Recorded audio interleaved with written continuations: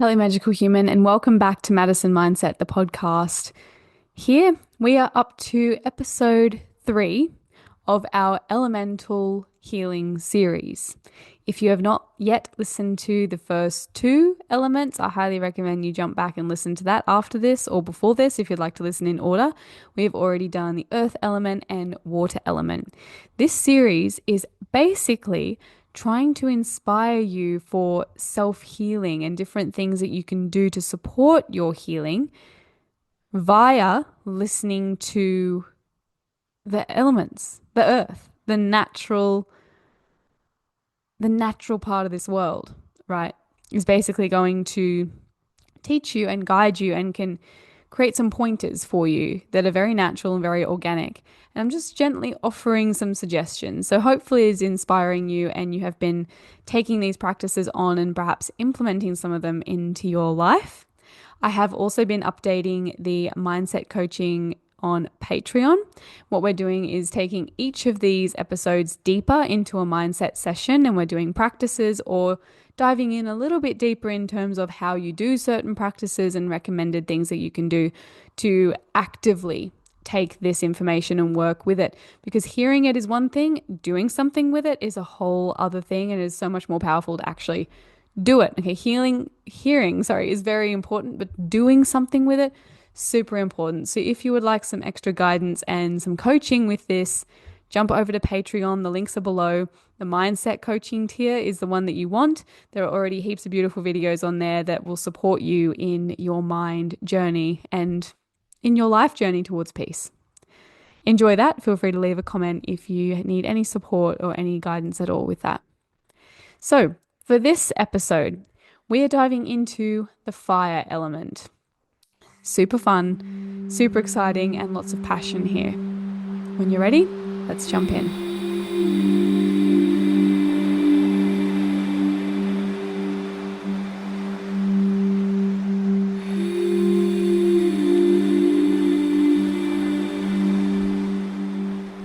Hello, magical human, and welcome to Madison Mindset, the podcast. My name is Madison. I'm a yoga teacher, a mindset and spirituality coach, and a complete earth fairy. I see a world that is peaceful and easy to live in. Humans that are awakened and enlightened towards who they are and what life truly is and why we are here. I understand life can be really hard. I've had a huge journey with anxiety myself. I understand what it's like to feel overwhelmed, overworked, stressed, and frustrated within this earth. It is this journey that led me to begin my own growth journey. And it is only through those struggles that I was able to birth this podcast so that you can have the tools and techniques and knowledge to help you step forward and be a being of light. A magical, earthly being who is grounded, supported, who takes on challenges with love and embraces the lessons that each day brings. You are that being. I am here to walk you there. You will find many different kinds of episodes through this podcast. All are created in the moment and with love for you. Find the one you need for this moment and enjoy. Take a moment for yourself. Sit down with your journal and tune in.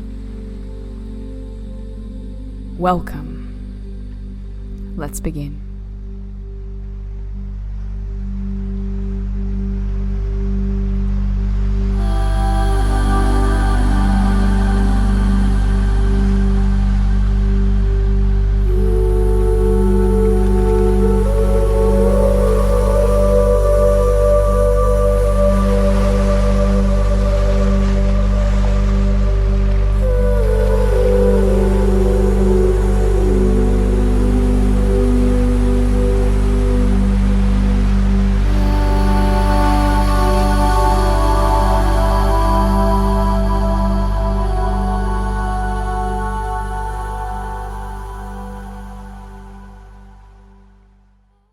So, the fire element.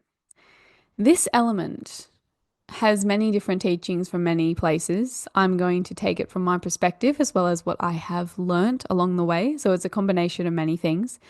The fire element definitely has roots in the physical body, and it also starts to come into the spiritual body, right? It also has quite an impact on your routine, your daily life, and what you do with your life, your purpose, your drive, your passion, whatever you want to call it. So, fire is essential. Fire in nature is a cleanser. It supports new life. Especially in Australia, it cleanses, cracks seeds open, and replenishes new life and helps give birth to that new life. So it has a really beautiful role. It is light in the darkness, it is warmth in the cold. It really is a magical part of this world, and it's something that is so strong and so powerful. It can either be a light for you and a potential to keep yourself warm, and it can be a comfort, or it can be destructive. And this is the same as it is in your body, right? So the fire element directly links to the digestive system in your body. This is where the fire element sits. This is where you might feel some burning in the belly or different things like that. So the fire element sits right here, right in your gut, and that's exactly where your discipline or motivation comes from as well. It sits right at solar plexus chakra. We've done a lot of chakra work, so if you're curious, definitely go and listen to that. There are more chakra episodes coming that I'll be sharing with you. But yeah, sitting right at solar plexus, which is all about your identity, your ego, your ability to set boundaries, your strength, and yeah, like what's amazing about the fire element as well, and what I take from it is, a fire, just like real fire, it can either be nourishing you or it can be destroying you. Okay, so on one hand, to have a little bit of healthy fire about yourself, a bit of inner power, a bit of strength, a bit of go energy, a bit of motivation, let's move. A little bit of that is great. It'll make sure that you do something in this life, that you stand up for yourself, that you stand up for something. But if you have too much fire, that leads to burnout. Okay, there's a reason it's called burnout. You literally burn yourself out. Okay, so the fire needs to be balanced. It needs to be maintained, but it needs to be kept in the furnace where it belongs. Don't let it burn too hot. Don't let it go out. Okay, it's really important to keep that fire well nourished so that you can keep moving, so that you can rest and keep moving. So you can be nourished and comforted by the fire, but you can also achieve and move forward as you need to. So there are, as usual, 5 different lessons we can take from the fire element. Okay, the first one is discipline. Okay, now, discipline is linked with motivation, which, by the way, is not an external force, it comes from you. Willpower, again, comes from you. Inspiration, okay, your ability to show up. Okay, now it's important to keep discipline healthy because some people take discipline to a whole new height where they're literally punishing themselves, punishing others, in order to get themselves to do something. Discipline is not a nasty thing. Okay. And it's not even really real. No one is completely disciplined. And if you think about, do you want to be disciplined? It sounds horrible. Who wants that? Discipline is more of a state of being. Okay. So if you decide I'm going to get up every morning at 4:30 and meditate, and you consistently do that, that looks like you're really disciplined. But what you are is just, you've got strength to show up. You're choosing to show up, and it's not an easy decision. Okay. Anyone who has ever decided, I'm going to do this, how easy is it, just to go back on that and not do it? So easy. It takes a lot of oomph to get yourself off the couch and go and do the thing that you need to do. And it takes that fire in order to do it. If you don't have enough fire, you'll hear your alarm and go, nah, and just slide back into bed and you'll stay there. You've got to have enough go. On the other side, if you're too much of that, you will hurt yourself. You will not rest properly. You will not relax properly, and you will drain your physical and mental health. Okay, so discipline is really important, but it's not about being disciplined all the time. It's about having the ability to show up when you need to. Okay, so making those mental decisions to go, yep, 3, 2, 1, I'm getting up. Let's go. I've made a decision. I'm doing it. Making that choice. In order to help yourself do that, If you want to get up early in the morning, for example, don't go to bed at 1 a.m. Make it easy on yourself and go to bed at a good time. So think of it as self-parenting. If you were the parent of you, what would you want that version of you to do? What do you think is the best thing for you? Is it stream another episode on Netflix, or is it go to bed? Is it snooze the alarm for the third time, or is it get up and do the thing that you said you were going to do? You've got to take responsibility for yourself. And this is quite hard because, especially in the Western world, anyways, the world that I grew up in, when you're born, you're pretty much told what to do, told what to do, told what to do. You get in trouble if you don't do what you were told to do. Then you go to school and everyone's telling you what to do, what to do. Literally you get disciplined if you're not doing the right thing, so we're actually trained to just hear and do what we're told, hear and do what we're told. So when you're left alone and you finish school, you're an adult and you're trying to flourish on your own, you haven't been taught how to tell yourself what to do and make that decision. You know, it's crazy. I remember when I was like 16, I had my first job and I was waiting for everyone to tell me what to do. And finally, one of my supervisors was like, have some initiative. You know what to do. And I was like, light bulb moment. I was like, what do you mean I know what to do? And I was like, oh, initiative. I was never taught, you're never taught to actually figure out what you need to do, know what you need to do and follow through. We're not taught that. Okay. So this is another problem with the school system and the way, we're brought up as well. You've got to be able to teach kids to be like, what do you think you should do? How are you going to get yourself to do it? And I think that's why we have so many adults struggling with discipline or motivation, because it's not someone else telling you what to do or there'll be a punishment and there's a deadline. You've got to be internally motivated, not externally motivated.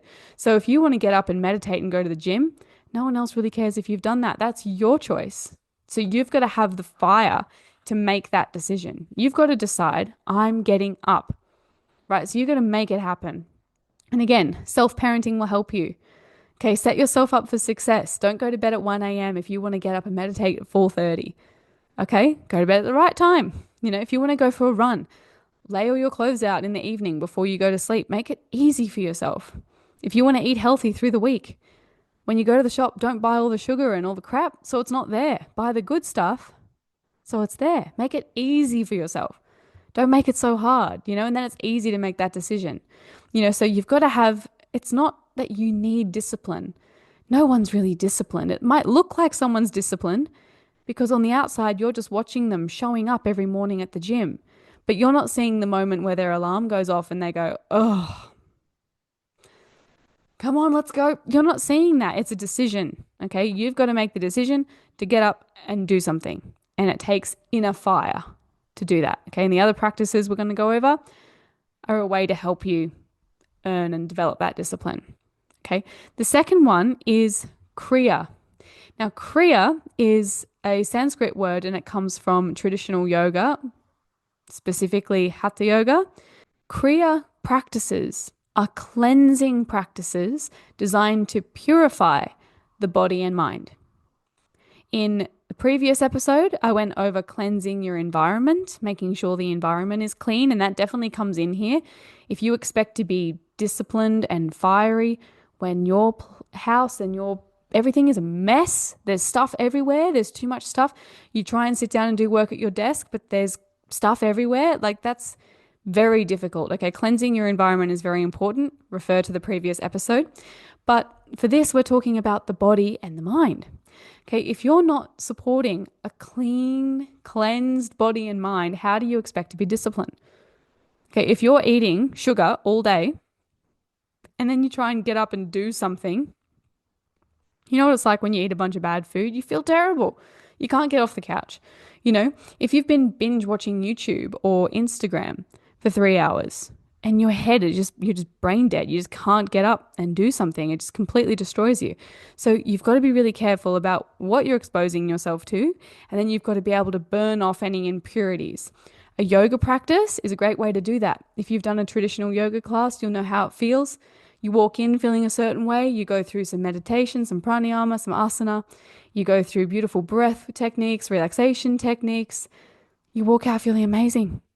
So good, cleansed, purified, because yoga focuses on these kriyas, these cleansing practices. Okay, and I'm going to give you a couple of easy examples, but then on the Patreon version of this, which is coming out at the end of the week, we're going to actually do these practices together so that you have the awareness of what they look like, what they are, and why we do them. So if you want to learn them, jump onto Patreon and we'll go through them together on Friday. Okay, but for now, I want to introduce you to my favorite kriya and the easiest, in my opinion, which is tongue scraping. Okay, tongue scraping is basically the idea of getting rid of the garbage that's sitting in your body that comes up and sits on your tongue while you're asleep. Okay, so morning breath. We all know morning breath. Why is it so smelly after you've brushed your teeth and gone to bed? You haven't eaten anything, you haven't done anything, and yet it stinks. While you're asleep, your body so cleverly collects all of the yuck, toxins, disgusting, all kinds of things all come up and they create a layer on your tongue. It looks white. If you stick your tongue out in the mirror, sometimes, depending on what you've been eating and how you've been treating your body, sometimes you'll see a white layer on the tongue. Okay. Now, your body has put that there while you're asleep. Your job is to now spit it out. But what do most people do? Maybe you roll over and have a big drink of water before you brush your teeth. Straight back in. You are flushing all that hard work that your body tried to get all this stuff out to put right on the tongue, and you went and swallowed it straight back down, right? So since doing this, I do not get sick as often. Seriously, I used to get sick a lot. I do not get sick as often, and this has been a pivotal practice in my daily routine, and it's so easy, right? It is a copper tongue scraper, okay? Copper tongue scraper, super easy. And all you're going to do when you've got it, you can get it from a health food shop, but you can also get them on Amazon. They're really cheap.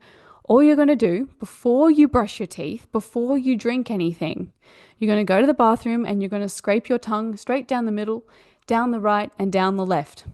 Spit it out. You can assess the tongue scraper. I would rinse it after each one. So down the middle, rinse, down the right, rinse, down the left, rinse. You can see the stuff that comes off your tongue and then brush your teeth and notice how different your tongue feels. Seriously, it is remarkable. It really is. I'm going to show you my tongue scraper in the Patreon video of this. But yeah, if you just look up copper tongue scraper, you'll find them. They're there. Really amazing practice. Super simple. So easy. Perfect. Another amazing kriya is actually fasting. Okay, so fasting sounds like a modern day thing. It's actually quite ancient. So intermittent fasting. So I'm not talking don't eat for 5 days. I'm talking have a period that's 12 hours, between 12 and 15 hours, a little bit longer if you can, in between eating. So for me, when I do this, I need breakfast. As soon as I'm up, I know my energy, I need to eat. Okay.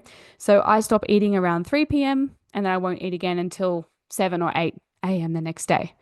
Now that's sometimes the week before my bleed. I don't do that. If you are a woman experiencing periods, just be mindful that the week before your bleed, you shouldn't be doing any kind of fasting. Your body needs the energy. Okay. But other weeks, that's fine. This is a great way to give your body a rest, your digestive system a rest, and to kind of cleanse itself.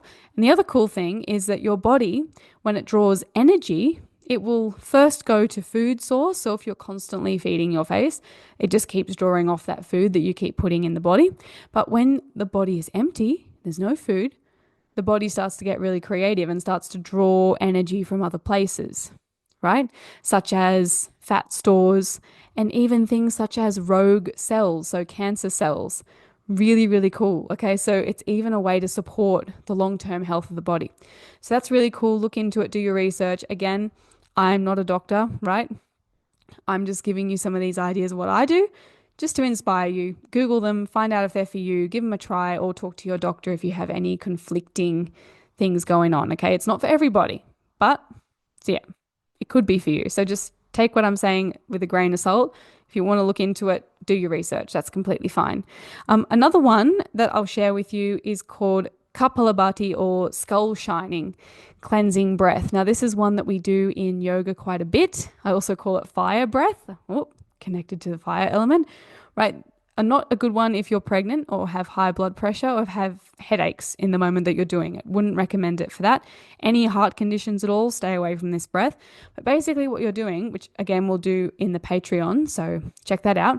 Well, you're inhaling through the nose and you're doing super quick, sharp exhales through the nose. So I don't know if you can see it because this video is pretty high, but so your stomach is literally pumping itself. All I'm doing is exhaling, and the inhale happens all by itself. This breath clears the sinuses, energizes the brain, and purifies the lungs. So good. So it's a practice. There are so many great Kriya practices. Some are quite intense and quite traditional. Others are, you know, beautiful and chill. I prefer those ones. There is also one that you use the neti pot. You may have seen that. Again, I'll show you on the Patreon version. There's a big white pot that you tip down your nose and cleanse the nasal passages. So again, unless you're on the Patreon version, please do not try this unless you've looked it up, done your research. Send me a message if you need to. But if you're curious, just join the Patreon and check it out. Okay, we're on there. We're doing it together. But there's just so many different things where you can literally help your body, your eyes, your ears, everything, in terms of how much you expose your body to, your brain. Like, turn the TVs off, turn the noise off, give yourself mental space and silence. Right? So all of this is going to help you with the fire element. And it does take a little bit of, I'm going to help my body do this. You've got to have a bit of oomph about you. So that's an amazing one. Next, digestion. As I mentioned before, we're connected to digestion. So beautiful belly massages in a clockwise direction would be beautiful, supporting your digestive health with beautiful digestive teas, drinking enough water, being mindful of how much sugar and how much salt you're having, being mindful of your diet, eating lots of fiber, things that help you, apples, quinoa, all these beautiful things, that can really support digestive health. Get onto these things. Definitely, chia seeds, get onto it. Your digestive health is unbelievably important. The gut is known as the first brain now, so get onto it. Be mindful of what you're putting into your body. It will affect how much energy you have. It will affect your inner furnace and your connection to the fire element. Okay, if you're eating things that make you feel like rocks and feel heavy, of course you feel sluggish. If you're eating way too much like hot foods, chilies, and just too much sugar and hyperactive stuff, of course you're burning yourself out. You've got to keep a nice balanced, sattvic, nourishing diet. So looking at your diet, again, check out the earth element episode because we went into food, and in the Patreon we went deeper. Okay, so all this information is there for you. Just got to go get it. The next one, heat and moving your body, getting some heat happening, some cardio, some exercise, jumping around, getting a sweat on, having an infrared sauna. Any kind of cardio is great. Getting the heart pumping, moving around, get your body moving. This is a great thing to do. Twisting is beautiful for the solar plexus chakra and the digestive system. So twisting, side bending, tapping on that space just below the rib cage. All of that is going to be a great way to stimulate that energy. So if you're a cardio person, this is your moment, but not too much. A little bit, not too much, right? Don't hurt yourself. Finally, we're going into the balance here. So this element is connected to the sun, which is masculine. The water element, the previous element is connected to feminine energy. Okay.